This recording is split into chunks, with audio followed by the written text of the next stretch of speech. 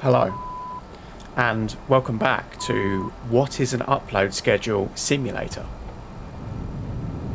So, today I'm going to be flying out the Mirage 2000. I've just had a sortie, got a couple of kills, landed. I'm just taking off now on the front line at Al Kasha, I believe. And I'm going to do my best, or my job, in the Mirage 2000 to make Blue Team's life miserable and just shoot down any plane that I can see, because that's what Mirage 2000s do.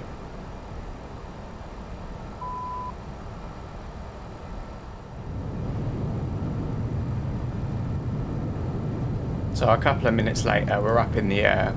The airspace is already pretty contested. We've already got 2 Hornets within 20 miles. I'm going to lock the lead one up I see now with radar. Looks like he's not really paying attention / looking at me, so I'm going to wait a little bit before I launch my Super 530D motherfucker.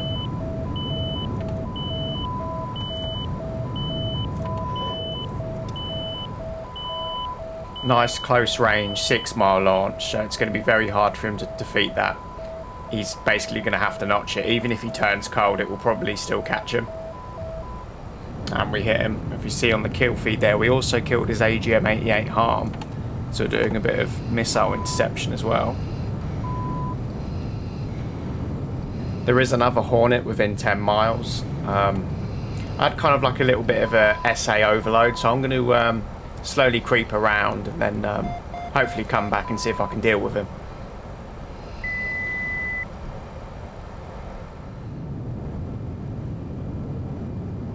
We're climbing back up to altitude to find this Hornet, and there he is. You can see him in the contrails there. So I'm going to be using the 10-mile bore sight to lock him. He's still 15 miles away, but because we're both hot towards each other, he should cover that distance pretty quick. So I've got the lock, and I'm going to shoot off the 530 immediately, as I don't want to give him time to shoot off his own Fox 1. So the Hornet does start defending, but his only real chance would have been to turn cold immediately and dive. Now he is diving, but that missile impact timer is counting down, and it's not going to be enough. So he splashed the Hornet there. And now that we're out of our Fox 1s, I'm going to walk you over a couple of tips where the Mirage 2000 can still be dangerous, even without its radar missiles. A lot of times when I see Mirages without any 530s left, they almost always dive straight to the deck and play out the rest of the sortie on the deck. But I don't think that's quite the play. The Mirage 2000 has very good mid-altitude and high-altitude performance, amongst the best in the game. And I think you should be able to use those strengths to potentially run away if you're getting pressed by a jet with Fox 1s. I like to personally turn my radar to standby so I don't give off any nails, and sit kind of in between 10 and 20,000 feet. That way I've got enough wiggle room, as I said, to potentially run away from someone that I'm getting pressed by. So we've got this next Hornet coming in now. We can see him in the cons. He hasn't got any nails from us. We just pick him up with the Fox 2. I'm just going to wait to close the gap here.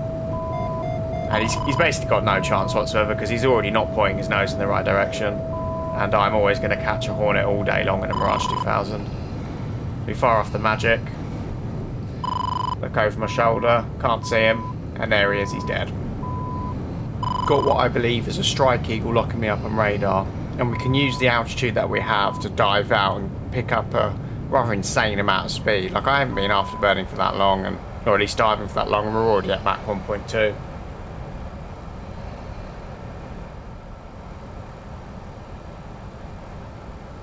Contrary to what I said, I am actually on the deck now, because I was trying to lead this Hornet that has been pursuing me for a while over a group of friendly SAMs, which apparently don't exist because he's not very high up and he's also still alive, so the friendly SAMs haven't really had much success.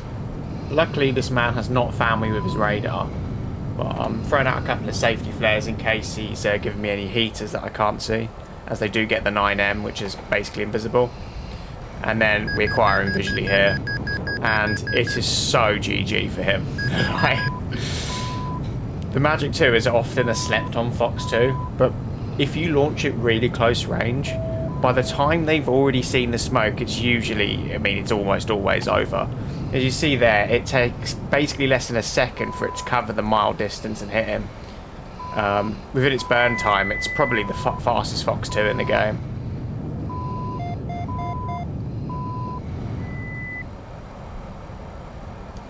So, just in case you haven't been counting, I have gone 4 for 4 with my missiles, and I am quite hungry for an ace.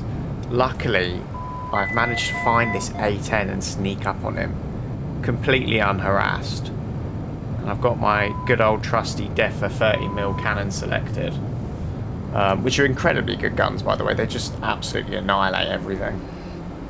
I'm going to air brake, try and get into a decent firing position. Now he's flying in a straight line, which is never good for me. If a plane's flying in a straight line, I almost never hit it, but we managed to just about tag his wing there. Now A10s are pretty rugged, so I'm just going to follow him in, make sure he does indeed die, and we get the ejection there. So now it's going to try an RTB and hopefully not die and pick up that ace.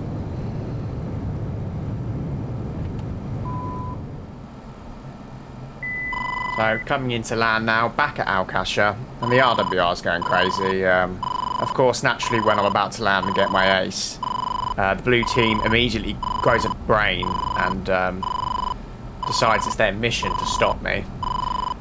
We've got probably Strike Eagle or Phantom launch warning there. It's coming up as a U. And I can see things coming in there, like the AA guns are missing. This is an enemy jet. Luckily it does get hit, but I'm kind of terrified right now because if he rams me, it's going to be over. I haven't got the ace message yet. And it was an MB339. We get the ace, and yeah, never a dull moment on the Contention persistent dynamic server. We love these exciting moments.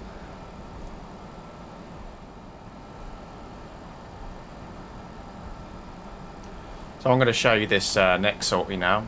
We're taking off from a different frontline airfield. This is a couple of sorties after the one previously shown. Now we do have 2 Hornets coming in at medium altitude, so I'm basically just scrambling up in the air to see if I can deal with them.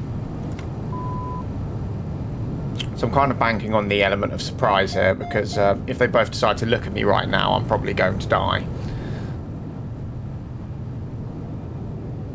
Kind of looking for them, and my whole idea is I want to try and select the tailing target to shoot. If I select lead, the guy who's at the back, or the tailer, might be able to see that I'm firing on his comrade there and potentially do something about it. So we've got the tailer locked, we shoot the 530 off, well within range.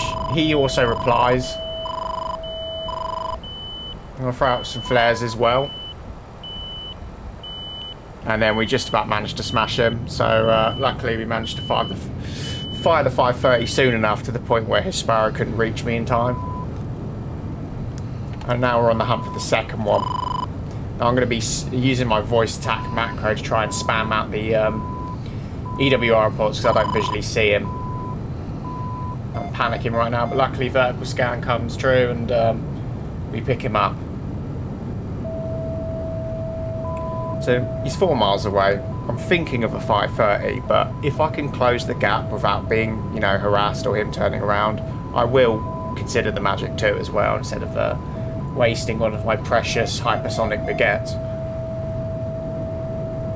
Really closing the distance now. So I've literally radar off, got the Magic on.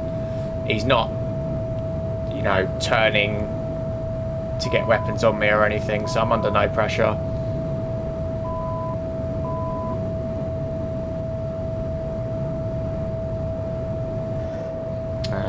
Given the Magic there, when we're at 20,000 feet, it should make the gap pretty quick, and yeah.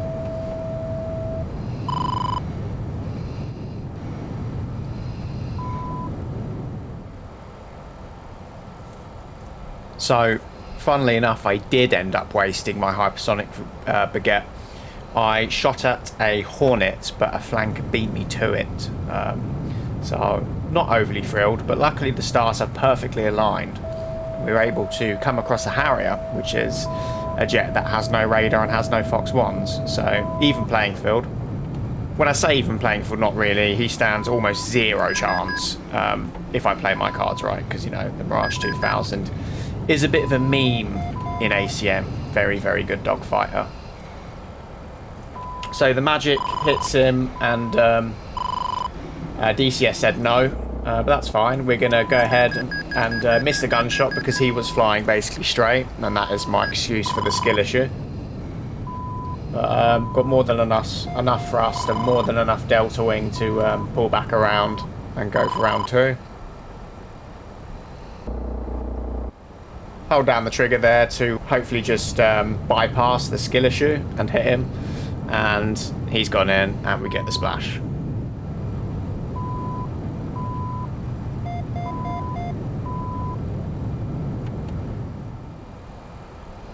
So I have retreated back to Al-Kasha again.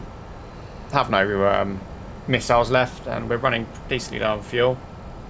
The Hornet invasion never ends though, so I've still got work to do. He starts flaring there quite erratically, so I'm assuming he might have fired a AIM-9M at me, but he doesn't. And we bravely charge him with guns only, and hoping he's not going to acquire us. It's already not looking good. He locks me, fires a Sparrow off, deploys it immediately. Luckily we just managed to min-range it and we don't combust, so that was pretty fortunate. And if I just like lock the fuck in and focus, I should be able to deal with this Hornet no problem, because I'm basically a min-fuel Mirage right now. I'm no longer a plane, I'm a spaceship. So as long as I don't make any costly mistakes, this should be in the bag. And hitting gunshots is not part of DCS, so we'll just ignore that and carry on. And we've got him perfectly lined up now. Nice long range burst, and I did not skill issue. And then we hit him again, and then the Frogfoot takes the kill with the R60 mic. Very not thrilled about that, but it is what it is.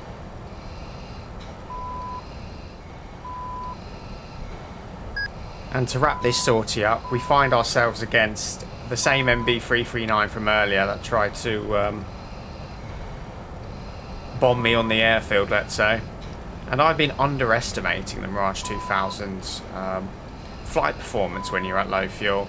So I'm not even using afterburner right now, and I'm literally like maintaining a crazy amount of speed. I'm still over 400 knots over that loop. That is actually wild, dude.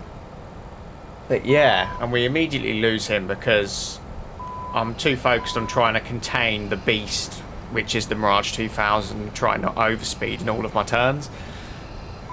And we managed to catch a glimpse from here again, so hopefully I don't suffer from a terminal skill issue and miss the easiest gunshot of my life on a slow straight wing plane. And luckily enough we don't.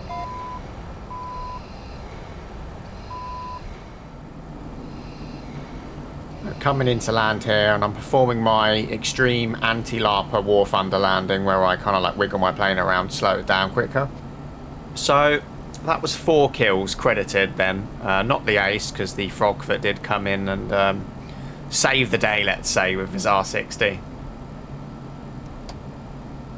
If you guys have watched this and really considering picking up the Mirage 2000, I'm afraid to say you're too late, as the Razban modules are no longer on sale. Which is a shame, because I feel the Mirage 2000 and the Harrier that they made are amongst some of the best modules within DCS.